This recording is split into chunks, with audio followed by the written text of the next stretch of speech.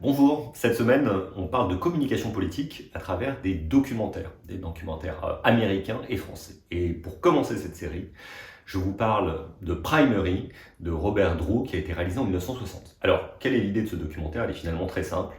Pendant moins d'une semaine, le réalisateur suit deux candidats à la primaire dans le Wisconsin, d'une part John Fitzgerald Kennedy et d'autre part son opposant Humphrey.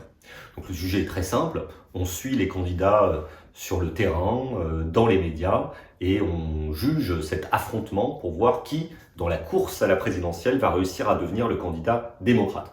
L'issue est connue. On sait que c'est finalement John Fitzgerald Kennedy qui va réussir à remporter cette primaire démocrate, puis l'élection présidentielle face à Nixon, et on connaît son destin aujourd'hui.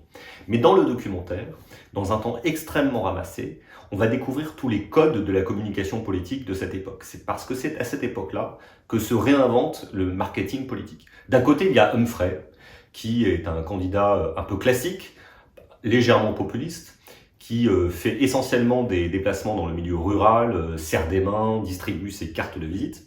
Et de l'autre côté, on a un candidat totalement solaire, John Fitzgerald Kennedy, qui donne beaucoup de soin à son image. On le voit d'ailleurs à plusieurs reprises se positionner, réfléchir à son meilleur profil.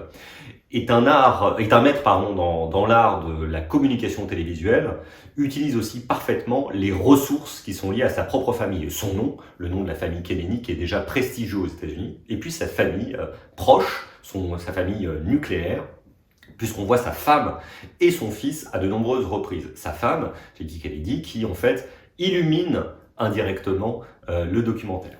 Donc ce documentaire, il faut absolument le voir par le sujet, parce qu'on voit Kennedy et sa façon de faire de la communication politique, mais aussi par le genre documentaire qu'il propose et qu'il modernise. C'est le début de ce qu'on pourrait appeler le cinéma vérité, qui va inspirer grand nombre de réalisateurs de documentaires par la suite.